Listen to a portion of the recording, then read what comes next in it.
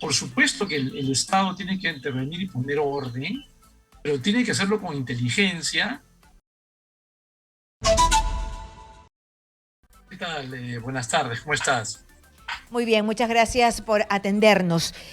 Bueno, he leído el pronunciamiento y he tenido aquí, y quiero empezar por esto, sobre el tema de la San Marco. El tema de la San Marco ha dividido a algunas personas que tienen muy en claro el tema del derecho, como Eloy Espinosa, y nosotros también hemos entrevistado a más constitucionalistas. Me han dicho que ha sido totalmente legal, que fue un tema de una denuncia de la rectora. Ella dijo que se había presentado un hecho criminal, se había robado dentro de la institución, dentro de la universidad, se puso una denuncia y que la policía no necesitaba ni a fiscal, ni a la defensoría, ni al Poder Judicial. Ellos han actuado conforme a la ley porque también estamos en un estado de emergencia y que se ha retenido por 2 días a varias personas, casi a 200 personas, y que se les ha dejado en libertad. Tenían para retener por, eh, por presuntos delitos, ¿no? Hasta 15 días. Entonces, esta parte del comunicado, ¿cómo se sustenta si constitucionalistas dicen que esto está dentro de la ley? Mira, yo he leído en la mañana y he escuchado a Eloy Espinosa y más bien lo que entendí es que para él había excesos. Omar Cairo, que también es constitucionalista, lo mismo. Entonces, no sé, serán opiniones discrepantes. En todo caso, creo que claramente hay una falta de proporción absoluta. Mira, te lo pongo de esta manera. Eh, es cierto que había un ocupamiento, una ocupación ilegal, polémica en todo caso, había habido una reunión en San Marcos, les habían dado plazo hasta el jueves, no se retiraron, pero finalmente, políticamente, lo que ibas a tener ahí era un grupo de alumnos que estaban dándole alojamiento a un grupo, la verdad, reducido, de personas que habían llegado a Lima para manifestarse. El impacto político en esta coyuntura de eso en sí mismo, sinceramente creo que hubiera sido mínimo. El, el, sin embargo, la intervención desmedida de la policía ha terminado en un pronunciamiento público del Papa el día de ayer pidiendo que cese la violencia, un pronunciamiento de la Comunidad Europea pidiendo que se maneje la conflictividad política del momento de otra manera. Entonces, es a eso a lo que nos referimos. Que, por supuesto que el Estado tiene que intervenir y poner orden, pero tiene que hacerlo con inteligencia y con un sentido del impacto político de las cosas, porque si no, es darle argumentos a la acción violentista que está buscando imponer una agenda, que es claro eso, y no se diferencia, ¿no? Simplemente entran al mismo juego. Eso es lo importante a destacar ahí. Muy bien, entonces aquí lo que hay que tratar de distinguir, y no lo está distinguiendo Dina Boluarte, ni su premier, ni el Ejecutivo, es que hay que dar explicaciones, no hay que darle argumentos, lo que usted me acaba de decir, y no hay que utilizar la fuerza desproporcionadamente, y hay que atacar a donde están la gente que son vándalos, los delincuentes, los terroristas que de repente hay, pero hay que mostrarlos, ¿no? Mira, sí, yo concuerdo. O sea, se dice que inteligencia se está reconstituyendo, en fin, es un tema que puede estar ahí sobre la mesa. Pero en general, a ver, creo que está claro a esta altura del debate sobre lo que vino ocurriendo en el país. Hay un sector de la población que tiene demandas históricas y que se ha ido cada vez sumando más, no tanto como se pensaba, también es cierto eso. Esta toma de Lima, digamos, el día jueves no ha sido finalmente lo que se pensaba. Sin embargo, eh,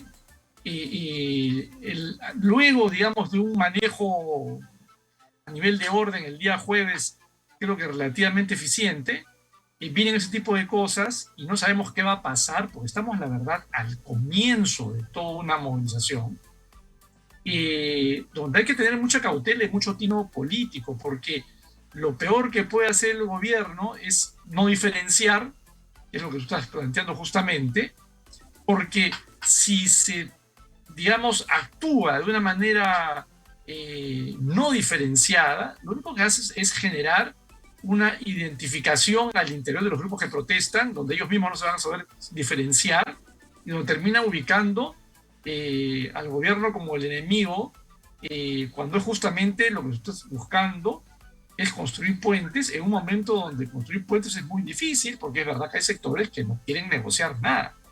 Entonces, es una situación delicada, donde hay que tener, digamos, mucho cuidado con lo que se decide y cómo se actúa, ¿no?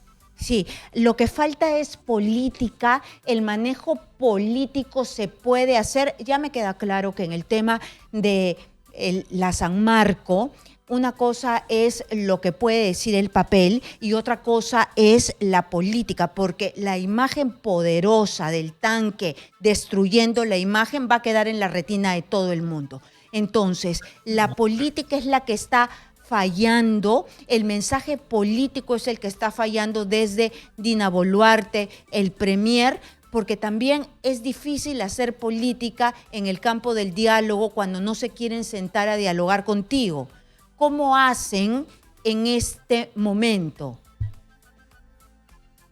Sí, mira, es una situación complicada porque lo obvio, ¿no? Dina Boluarte no tiene partido, ¿no?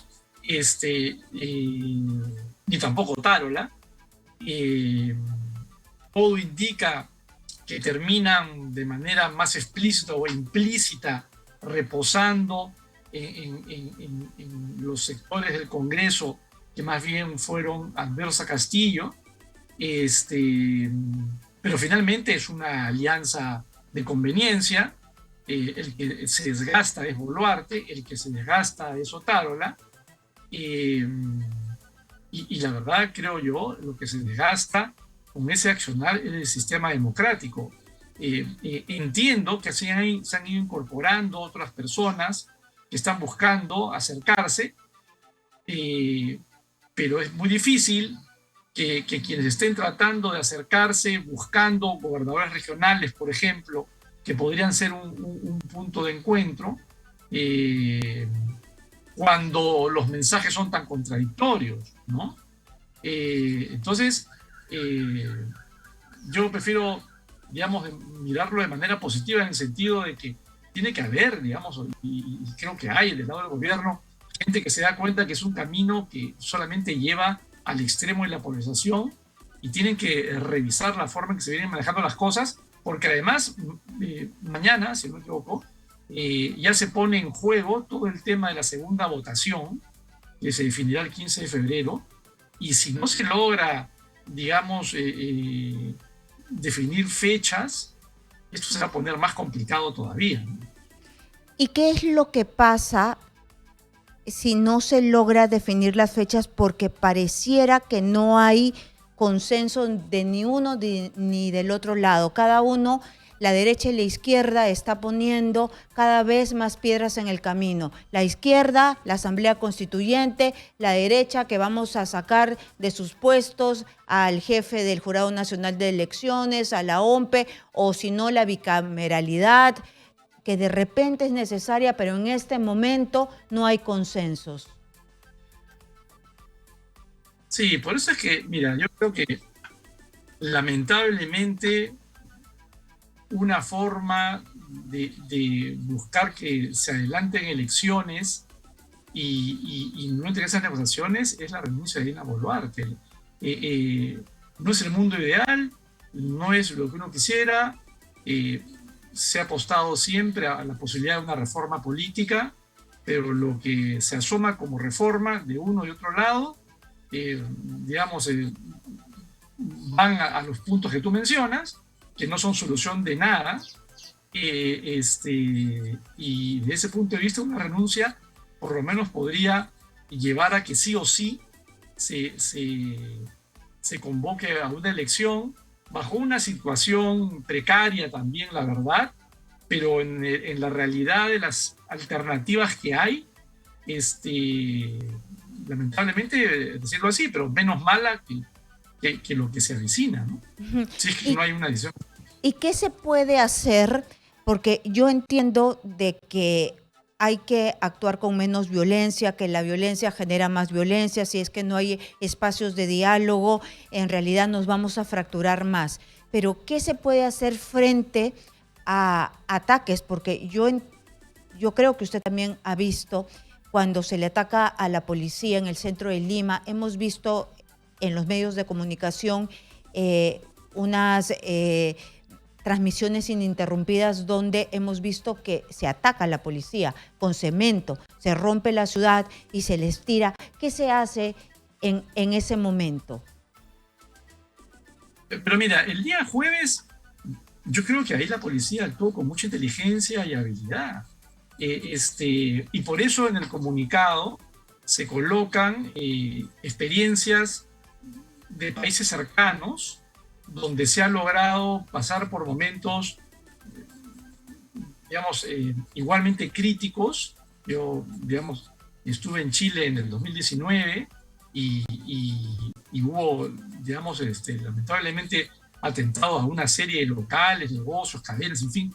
Y sin embargo, no hubo los muertos que ha habido acá. Entonces, yo creo que en el lado, digamos, de control frente a los actos de violencia, de ese tema específico, lo que se hizo los jueves es algo que muestra que hay fuerzas policiales que están en capacidad de responder.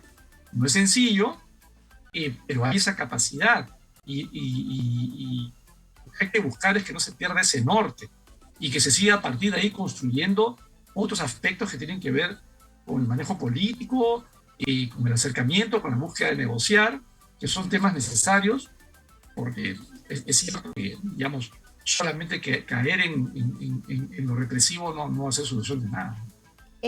Nuestra historia empuja a que nuestro pueblo esté tan dividido. Hay una parte de la población que se indigna por el terruqueo y tiene razón, ¿no?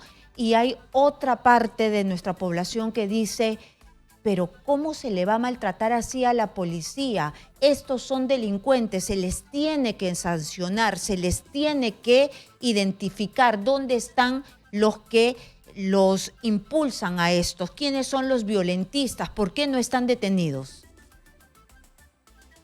Bueno, mira, que bueno, esa es la pregunta que hay que hacer a la policía, más bien. Cuando efectivamente ha habido toda una cobertura y quienes están enfrentados con palos, estas varas, por ejemplo, frente a los escudos, que serán 20, 30, ¿no? Frente a los más de miles que hay marchando. Entonces, es algo que tendría que estar ahí presente y que tendría que haber alguna estrategia para poder actuar en esos casos en particular, ¿no? Pero creo que, digamos, es una labor que las fuerzas policiales creo están en perfecta capacidad. Eh, y mira, el tema es que responder de otras maneras ya no solamente es fomentar la violencia, sino que estamos en un momento donde las movilizaciones han ido creciendo. En estos días han entrado en una suerte de reflujo. Ya hay varias convocatorias para el día de mañana. Exitosa. Para retomar, Tomás, ustedes mismos están dando cobertura de actos vandálicos en Ica, por ejemplo, ¿no es cierto?, que podrían volver. Hay varias zonas en el sur que siguen todavía con muchos hechos de violencia y donde, por lo tanto, el peligro es que reprimiendo indiscriminadamente y no diferenciando, digamos, estos grupos violentos del resto de la población, se termine generando una identidad de grupo, como todos afectados, y donde básicamente las soluciones más democráticas vayan siendo dejadas de lado. Entonces, es una situación muy delicada donde las Fuerzas Armadas, pero y sobre todo las policiales, tienen que tener mucha conciencia de que están actuando en nombre de la democracia finalmente, ¿no? Ujú. Y además que ya hemos visto cómo en la San Marco puede ser un ejemplo, ¿no? Es decir, se entró donde se debió encontrar, si es que ellos tenían la idea de que ahí había gente que era violentista, se debió encontrar a alguien, se debió exponer, decir, aquí están y no hubo, por más que en el papel diga algo, no hubo. 193, 194 detenidos y 194 detenidos y 193 liberados. Liberados. Uno nomás se ha quedado. Digamos, todo este aparato, todo este costo, toda esta generación de anticuerpos para que haya una persona sospechosa además de otra cosa. O sea, la verdad que no. Muy bien, ha quedado clarísimo este comunicado desde la sociedad civil, de analistas políticos, investigadores y además de abogados, de una serie de personajes, es para que pare la violencia, se instale el diálogo y que la democracia funcione y que si hay violentistas, se identifique a los violentistas y que no sea la masa, ¿no? Sino los violentistas que estén en un lado y que las protestas del pueblo sean escuchadas y que la violencia pare. Muchísimas gracias, Hernán Chaparro.